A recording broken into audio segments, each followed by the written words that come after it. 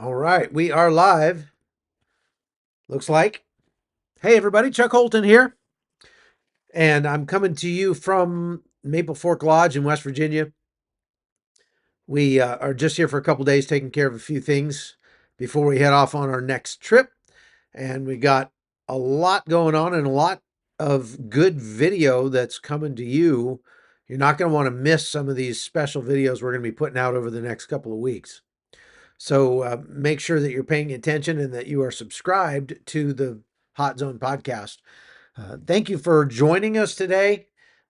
Sorry I wasn't on yesterday. We were traveling all day, but there was a couple of there were a couple of good videos that we were able to put out, and so you're going to want to go back and watch those if you haven't yet. Anyway, so we're going to be talking today about what's going on in Gaza. Absolute chaos, apparently. We've got word this morning that this new aid distribution plan is kind of falling apart. And one wonders whether or not it's kind of, gosh, is this going to be another floating dock debacle where it's just there for political theater and it costs billions of dollars and it really doesn't accomplish much except, wasting money?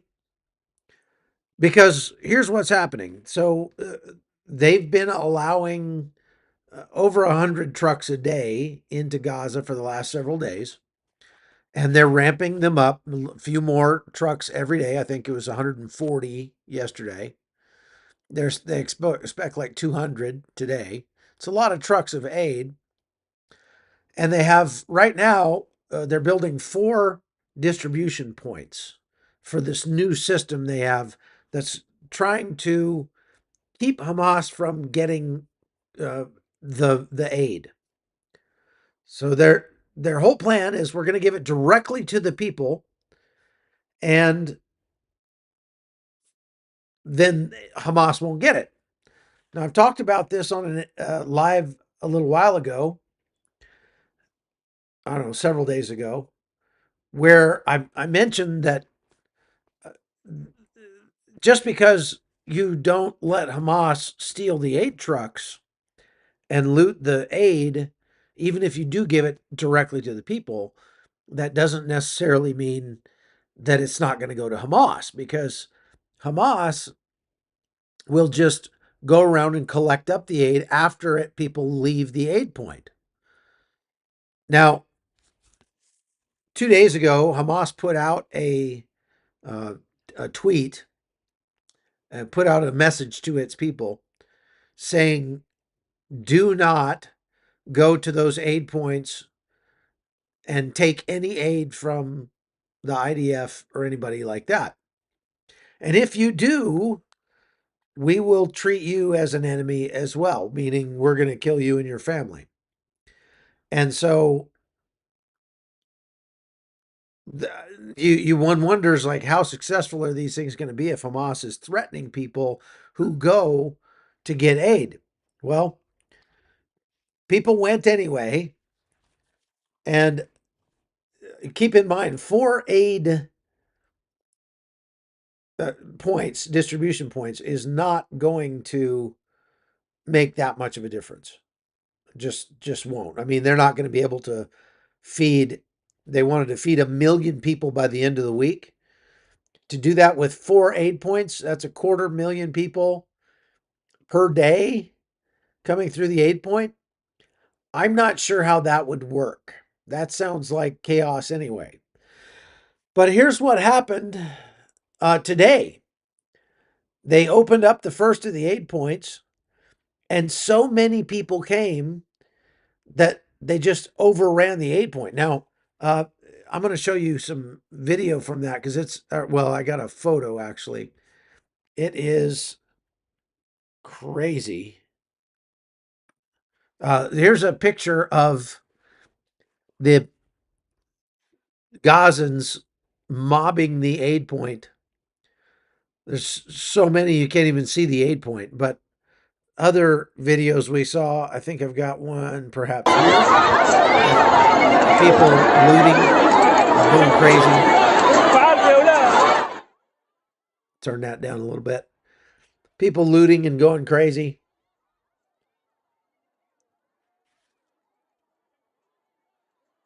Now, one thing, I'm going to let this loop a couple times because I want you to look closely at the people that you see here. You're watching all these people. How many of them look like they're starving? I see it, pretty much everybody I see looks fairly healthy, probably healthier than most Americans, to tell you the truth. Some of them are even overweight. A couple of those ladies in burqas are a little chunky. So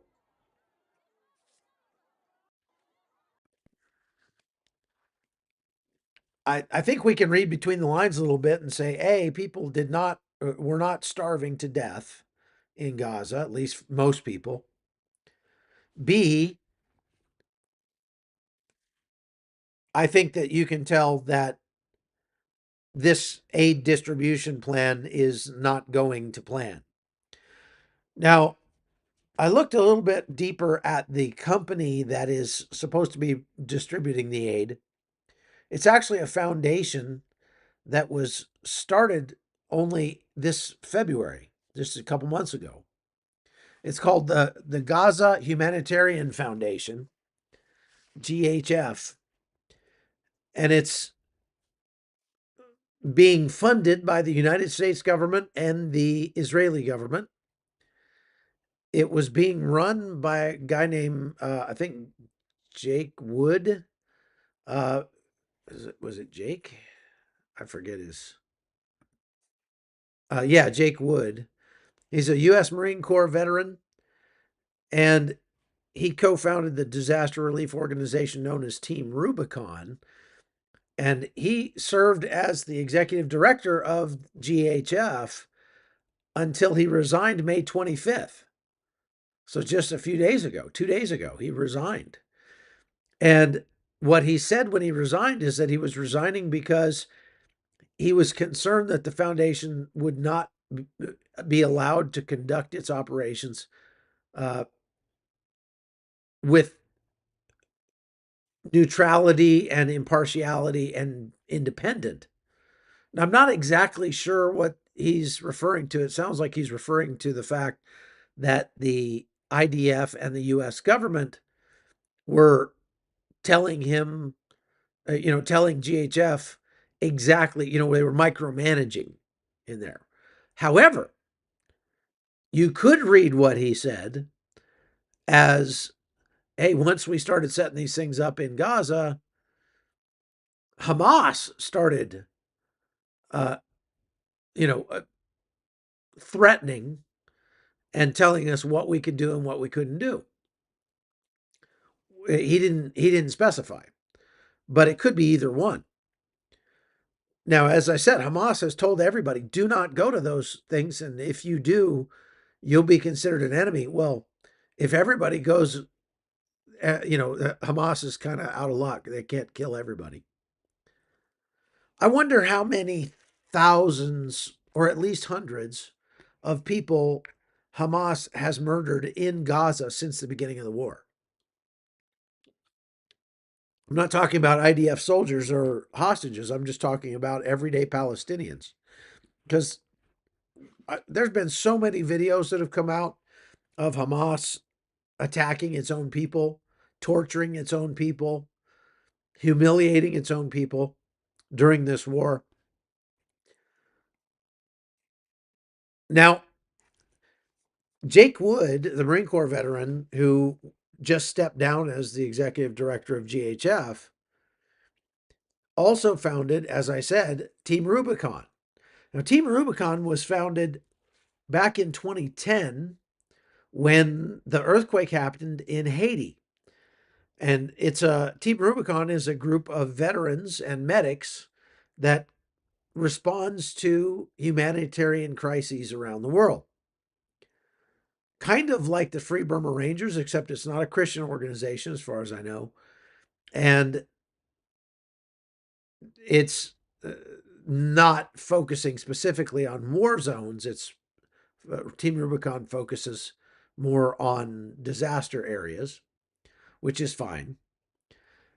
And I'm sure those guys are doing good work all around the world. I have no criticism of them whatsoever. I was in Haiti myself after that earthquake in 2010, and I got there about, I don't know, a couple days after the earthquake hit. I went in with the U.S. Marines. There was a Marine Expeditionary Unit that we went down on a boat, and we got down there. The Marines had all sorts of aid on their ships that they wanted to bring into the people in Haiti. About 90% of the buildings were destroyed in the major cities of Port-au-Prince and Léogâne. So there were a lot of very, very desperate people in there. And you've may have heard me tell this story before, but we flew in there when we first got there. They did kind of a recon, and they brought like one pallet of aid, water bottles and bottles of water, stuff like that, on a Black Hawk. And I got to fly in with them, and they flew in over the land and were scouting for a location that would be a good distribution point. We saw a soccer field, and so we thought, that'd be perfect.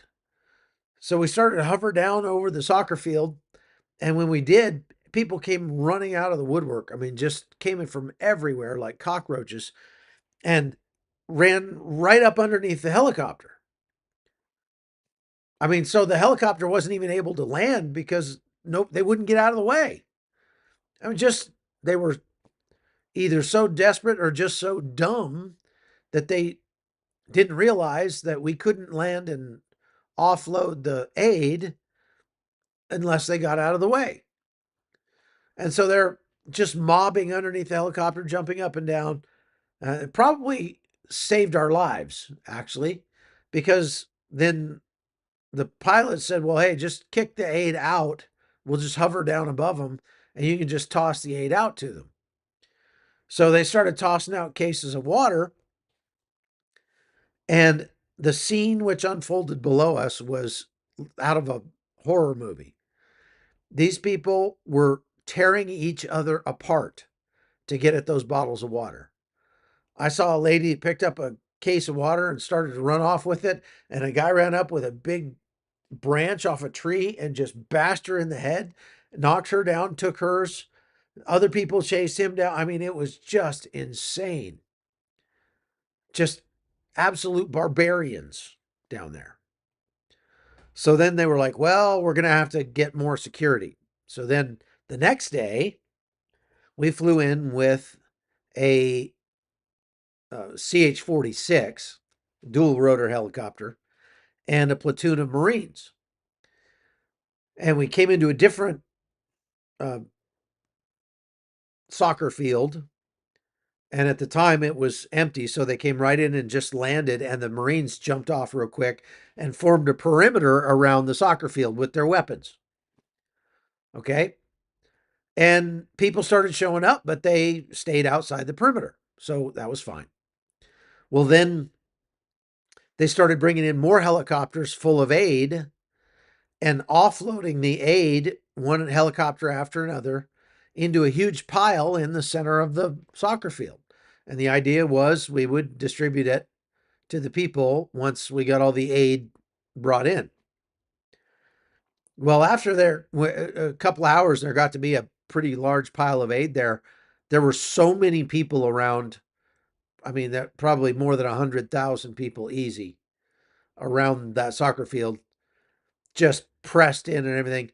And finally, somebody, like the dam broke. Somebody was like, you know what? These Marines are not going to shoot us. They're here to help us. They won't shoot us. So they just broke through the Marine cordon. And when as soon as one person did, then everybody did. And within seconds, it seemed like it was like locusts. They just that pile of aid was gone. It was the size of a house. It was huge. It was just gone. They just picked it clean in seconds. Just mobbed everybody. Well, I tell you that story because it seems like Jake Wood may have had a little bit of an inkling of what was going to happen when they started distributing the aid from his time in Haiti, because he probably saw similar things happen when he was there. And so maybe that's why he stepped down, because, he might be like, this is not going to go well. Well, if that's the case, he was right. And almost exactly the same thing just happened for the first aid distribution. And this was in a open field. They had, uh, bulldozed a big open area, put out tables and everything, and they were going to set out the aid. And the aid is in boxes, and it's a box, I don't know, about 18 inches square, something like that. And it's got flour, rice, cooking oil, just staple foods in it, stuff like that. They say that each box is worth about $40 if you were to buy it in the States. Buy all that those supplies, same supplies. But the people started at initially when the morning started, they did start lining up the way they were supposed to. They had these long lines like you see at Disneyland. But after a while, all it takes is that one guy to go, you know what? To heck with this. And he just, they just mobbed the place. The contractors that were running this thing are mostly, if not all, former special operations guys, and they are heavily armed. Well, I say heavily armed. I'd say they're lightly armed, actually. They don't have, as far as I know, any crew served machine guns. They might have a couple of small ones, like squad automatic weapon type things. But they just have their M4s. They don't have any 50 calibers or, rocket launchers probably or anything like that. Just long guns. But somebody was just desperate enough to take a chance and say, they're not going to shoot us. And so they just flooded the whole thing. And when they did, the GHF guys started shooting in the air. And eventually they were able to regain control of the point, but it it it, it was already too late. I mean, they had just wiped the place clean, destroyed everything. I think they were even carrying off the tables and chairs and I mean everything that was out there. Yeah, it does look like a Mad Max video, doesn't it? Just incredible. So these things are not going to. It's not going to go as well as everybody thinks. Folks, let me ask you to hit the like button for me.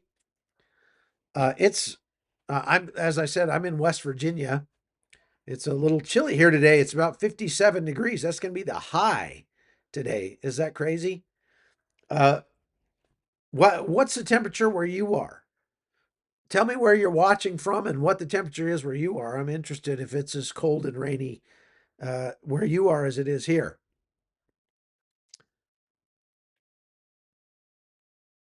Good to see you all. Thank you for being on here. Make sure you like and subscribe to the podcast. There's not a lot of likes right now. So either people don't like it or they just aren't thinking about hitting the like button. You do need to uh, be reminded, I think. I know I do. Joe Newell asks, Chuck, can we still order your autographed books? Uh, I have some of my autographed books. Send an email with a request to info@holtonnews.com, info@holtonnews.com. And Amy will get back to you and let you know what books are available and how much they cost and how to pay and all that. How about that? Sound good? So yeah, I mean, I will be here at the house for a couple days, so I could mail out some signed books if you like.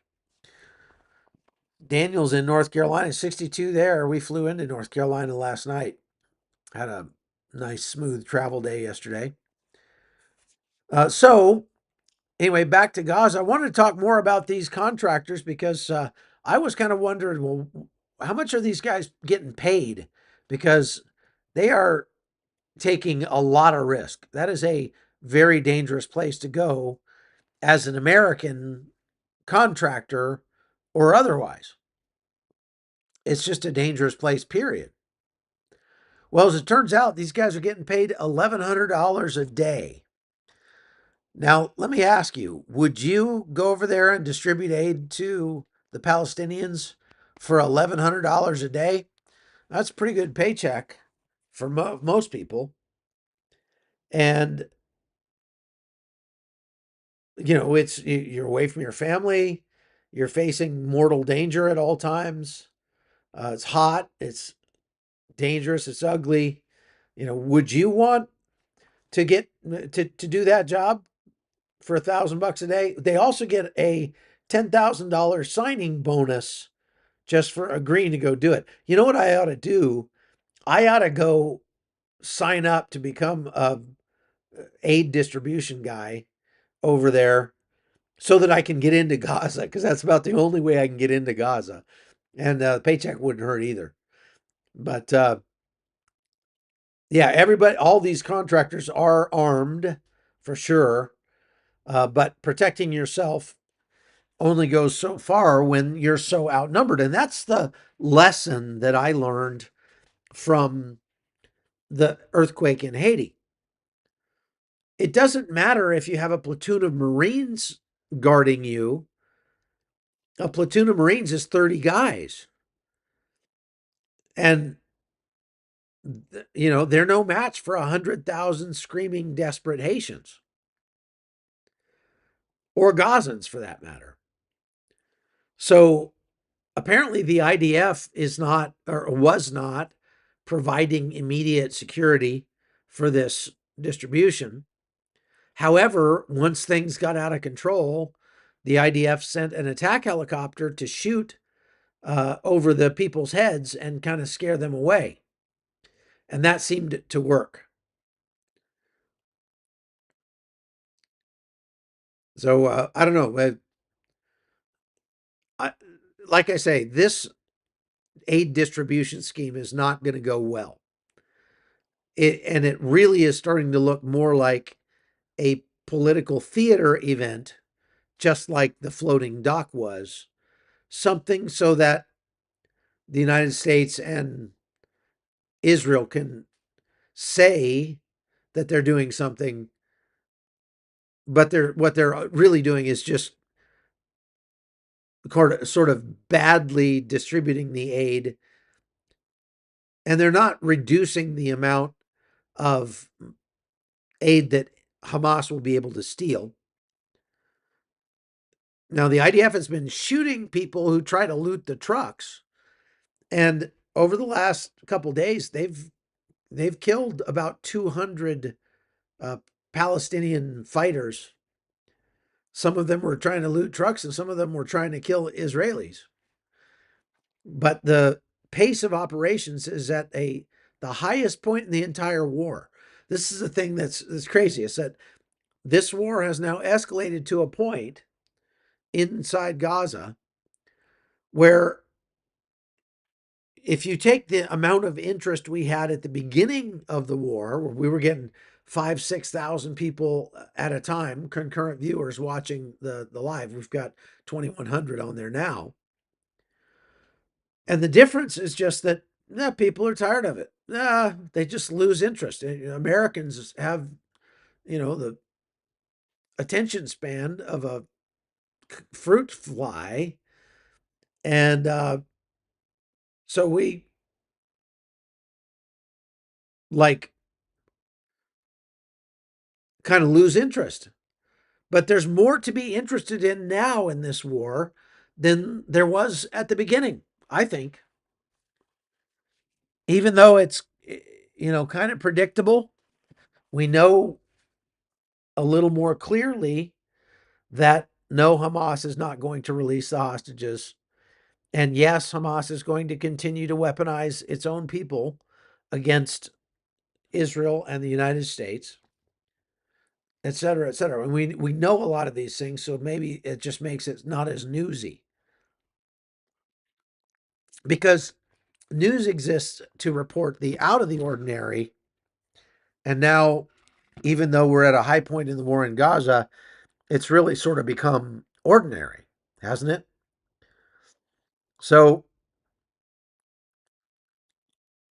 yeah, Paul, that shiny new thing, Paul says, right. I guess we need another shiny new thing to really get people interested. Now, Israel is saying that they are going to take over. Uh, they're going to seize 70 to 100% of Gaza in the near future. Right now, they control about 50%. That's according to a speech that Netanyahu gave on May 21st. Now, this new operation that the IDF is undertaking, uh, Operation Gideon's Chariots, they call it, continues to intensify. They continue to spread out, add troops, move into new areas that they've not been into before, and they are seeing some pretty heavy combat. Now, they're not taking anything like the number of casualties that they were at the beginning of the war when there was less total combat happening. And why is that? Well, I believe it's because the IDF has gotten smarter at how to prosecute this war without getting killed. B has destroyed a lot of Hamas's ability to fight back. And C is being much more methodical and overwhelming in their force. So that shock and awe of coming in, you could accomplish a particular mission with a platoon, or you could send a brigade. And as we used to say when I was in the Army, never send a platoon when a battalion will do. Meaning more people is better on your side. Now, there's an estimated 150 to 200,000 Palestinians remaining in northern Gaza. That's down from 1.2 million at the beginning of the war, and about 400,000 people left earlier this week because of the evacuation warnings. The IDF has now put out evacuation warnings for the entirety of northern Gaza, the entirety of Rafah, and the entirety of Khan Yunis almost. In Khan Yunis alone yesterday, the IDF killed 98 people, Hamas fighters, and destroyed more than 200 separate targets. That's just in Khan Yunis. Now, what they're trying to do is move most Gazans to southern Gaza or the coast. So that's where they're setting up their aid distribution. Okay. Now, the United Nations and other aid organizations are all criticizing this aid distribution plan and saying essentially, we did it better, we did it faster, and we definitely didn't pay our people $1,100 a day, so we did it cheaper. None of that is a lie. All of that is true. However, what they're not saying is that, oh yeah, and most of the aid that we distributed ended up going right to Hamas and then getting sold to the people. So the problem was not that there was no good distribution mechanism for the aid. The problem was that after it was distributed, it ended up being taken by Hamas and sold back to the people. That's what they're trying to avoid, but I don't think they can avoid it by the way they're doing it. Because, like I said, I've seen it before where they just come after the old lady leaves with her $40 worth of staple foods.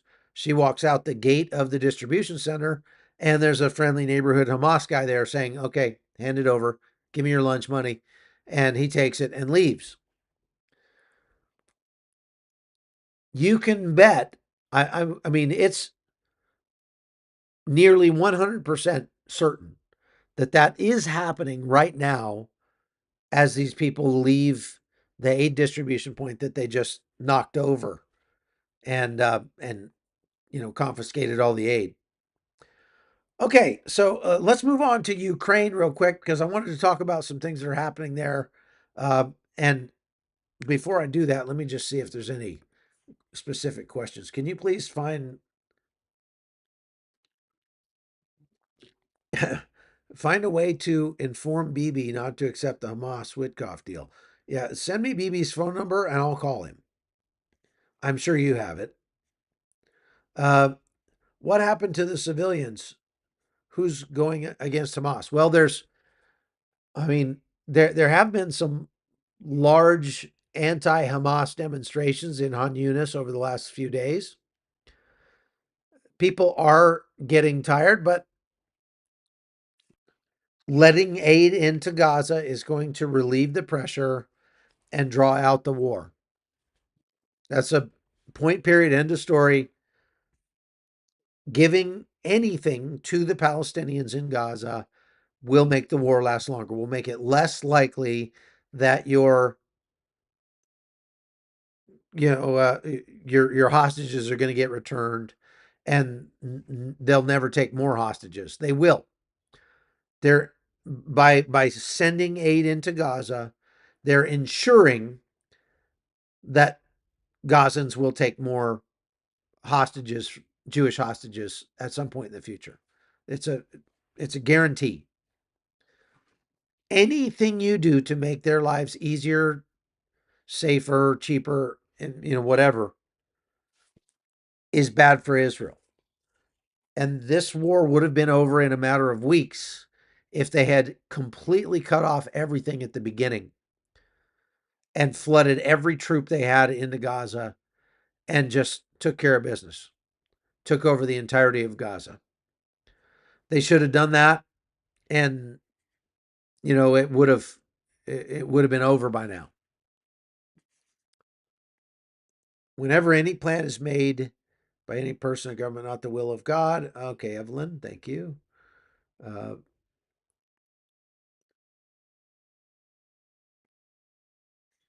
let's see.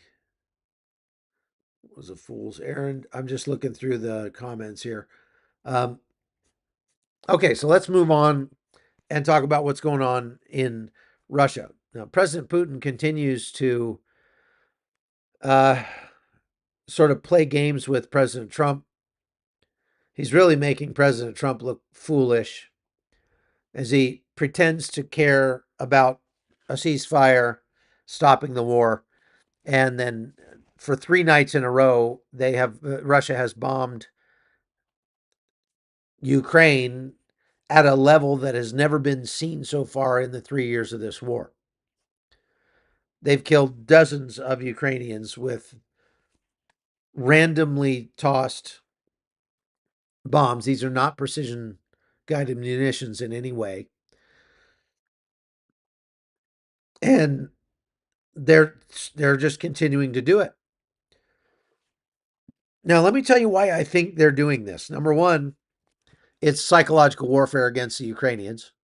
Number two, Russia thinks is looking ahead, and what they're seeing their strategic advantage starting to be eroded. So even though they have been on the offensive now for 3 years, At the rate they're going, that even since the last time I was there, which was December, the rate at which they're taking ground in Ukraine has slowed to the point where when I was there, if they continued taking ground at the rate they were in December, they would have taken the entirety of Ukraine in 66 years. Now they're down to about, it would take them about 300 years at the rate that they're going now. So things are not looking great for Russia in Ukraine. Ukraine is coming up with all sorts of new weapon systems that are taking the fight to Russia and are going to nullify the aerial advantage Russia has. They're coming up with a computer controlled 50 caliber machine gun that can shoot down these drones very easily. And they just need to get them cranked out as fast as possible and spread around the country. And they'll be able to shoot down every drone and most missiles, even that are coming into Ukraine. They're fast coming up with their own Iron Dome system, if you will. They are also diversifying their power infrastructure away from one main, gigantic thermo power plant to hundreds of tiny, power plants about the size of a refrigerator that are that will power a few houses to a half a village, maybe one village, and then networking all those power plants together and making it virtually impossible for Russia to bomb them all. So they can't take down their power grid. Think of it. Russia has been striking very hard, as hard as it possibly can, at the power grid of Ukraine now for 3 years. And there's still electricity in Kyiv. They they have rolling blackouts sometimes, but there's still electricity there. That's amazing. And it just shows how resilient the Ukrainian people are. Russia has lost tens of thousands of tanks and howitzers and helicopters and infantry fighting vehicles and trucks and all sorts of things. And they continue to lose dozens more every day.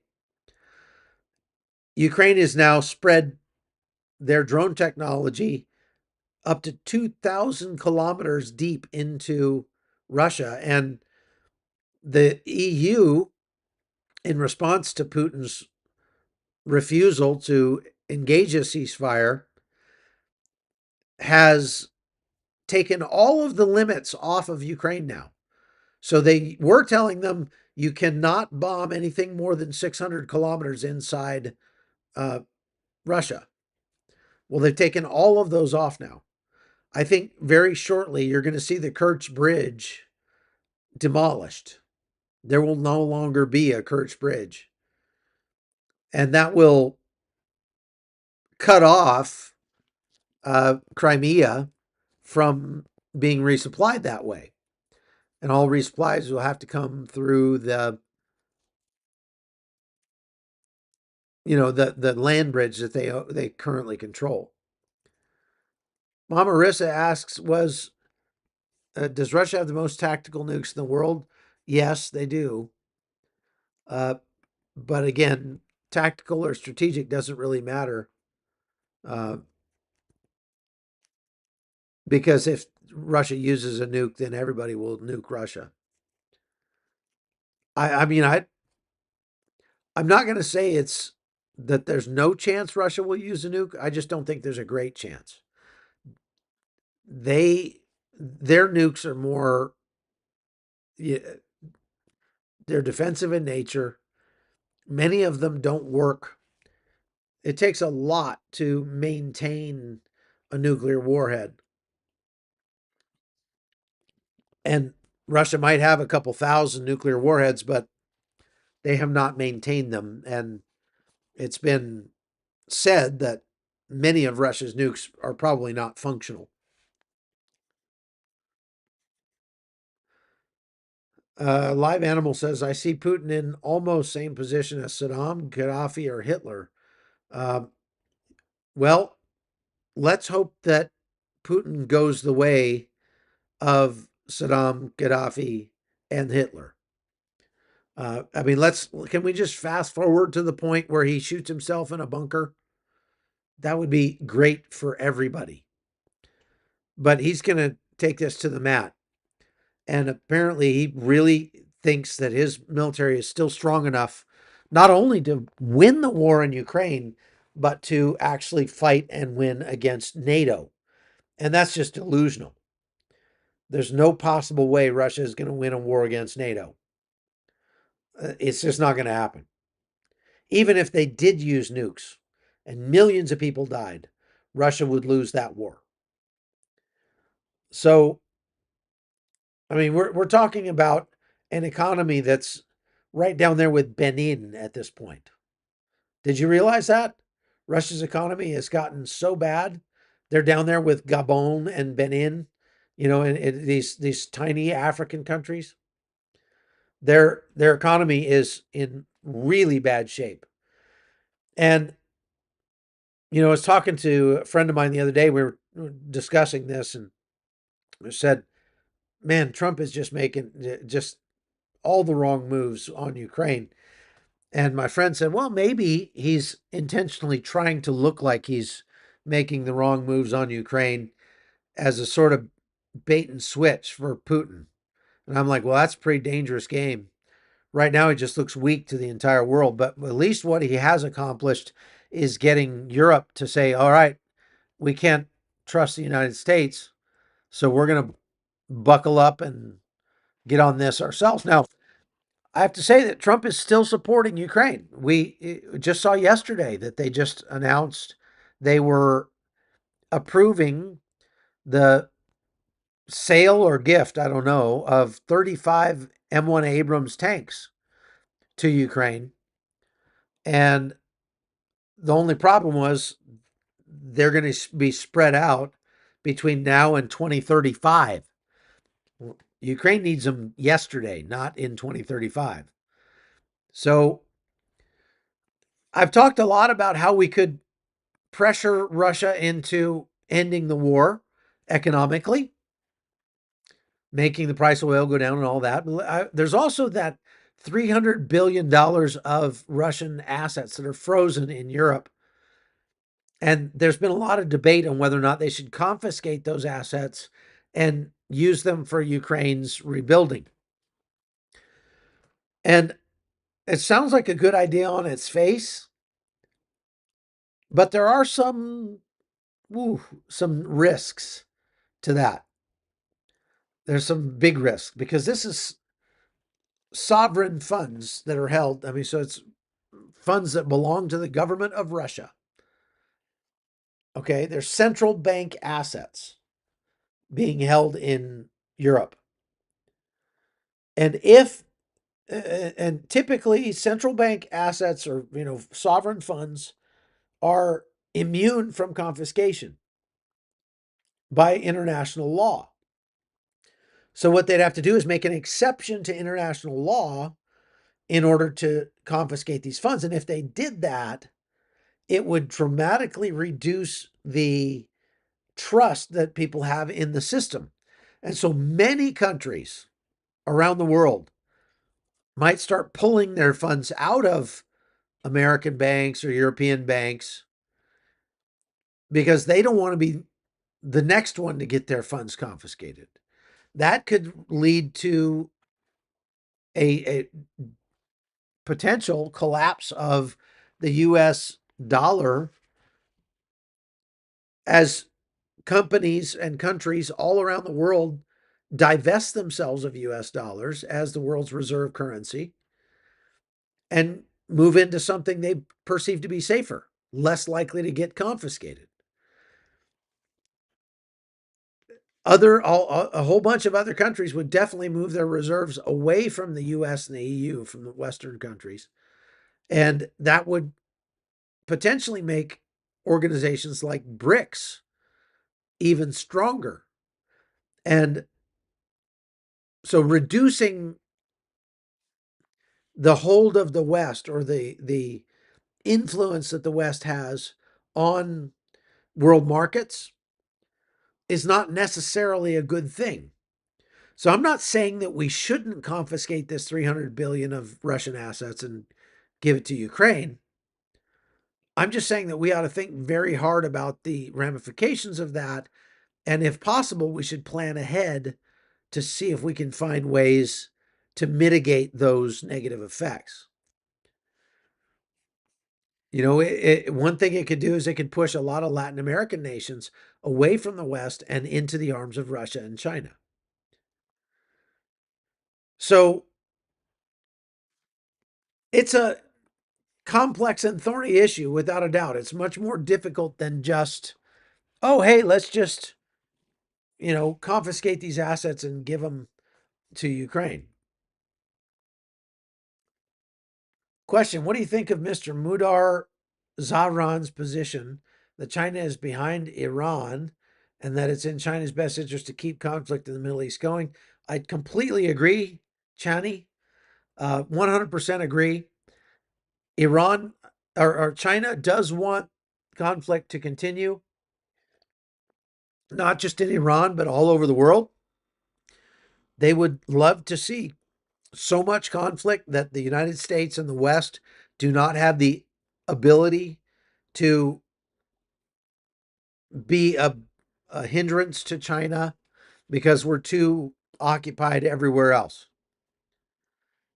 Also, China gets a lot of fuel, petroleum from Iran at cut rate prices. And so they are supportive of Iran, without a doubt. They try to stay out of the wars uh, directly, but they are very heavily invested in asymmetric warfare against the West and fomenting mayhem and shenanigans all around the world in order to kind of dilute the attention of the West. Question: have to ask, Marissa says. Uh, China is PO'd about Trump's Golden Dome project. Why? Um, yeah, that's a very good question, Mama Marissa. First of all, I should probably do a whole podcast on the Golden Dome thing, but long and the short of it is the Golden Dome thing is, for the most part, another floating pier project. It sounds like a great thing. It looks pretty. The picture, that AI generated picture that Trump had behind him in the Oval Office of the entire United States covered by a big golden dome. That's, yeah, not really possible. The United States is just far too large to protect the entire country with a missile defense system. And there's a whole lot of other things that we ought to be spending our money on first. Now, putting some things up in space to be able to shoot down weapons at a distance, um, you know, maybe not such a bad idea. Early warning systems set up around the world. We've got one. We have a early warning system already. Plugging more nodes into that, I see that Israel, for the first time, is now deploying drone ships off the coast of Gaza and off the coast of Israel. Unmanned boats floating around out there and collecting information and just watching. So they've put in place a much more comprehensive early warning system, tripwire system for Israel. And the United States is doing the same thing. We have drone ships. Actually, we saw some the other day in Panama, and it looks like a sailboat. It's about the size of a small sailboat. It's got a bunch of instruments on it, and it's completely unmanned, and it drives around out there pretty much, uh, forever, and just sends data back via satellite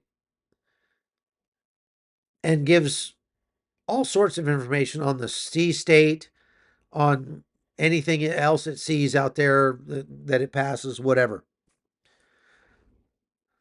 So I think we ought to do more of that. We do want more early warnings and that sort of thing, but it's I think just would be stratospherically expensive to put in a Golden Dome system. So why China is upset about that? Good question. Maybe because we would shoot down any surveillance balloons that they sent over. I Good question. Has the question about Christians being targeted in Ukraine been answered? I will answer that question, Dwayne.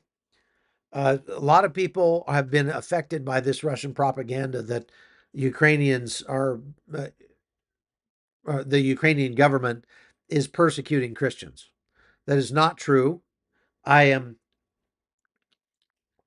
in weekly, if not daily, contact with Christians inside Ukraine, and they are free to practice their faith. Churches are open. I attend church in Ukraine when I'm there. But Russia has been pushing this narrative to the West that the Ukrainian government has been persecuting the Ukrainian church. People like Tucker Carlson, who have just been bought off by the Russians, have been, spouting this nonsense. And it's absolute nonsense. It's a lie. What happened in Ukraine is the Kremlin replaced a bunch of priests in the Russian Orthodox Church in Ukraine. Because there was a split. It used to all be one church, and then the Ukrainian Orthodox Church split off. And so you had the Russian Orthodox Church and the Ukrainian Orthodox Church were just very slightly different in their, you know, beliefs and worship practices, things like that. And Russia, well before the war started, was replacing priests with with FSB agents. There's a long tradition of that. During the Soviet Union, virtually every priest in the Russian Orthodox Church was a KGB agent. So it's not uncommon. It's not surprising that happened. And when the war started, Ukraine started finding they would have these trucks that would drive around looking for strange radio transmissions that could be used, could be sending data back to Moscow to give the enemy real time information on troop movements and dispositions and things like that. And what they found was that in almost all of the Russian Orthodox churches, there were suspicious radio communications being sent back to Moscow. And as they looked deeper, they found out, yep, the priests at the Russian Orthodox Church are acting as spies for Russia. So they closed the Russian Orthodox Church in Ukraine.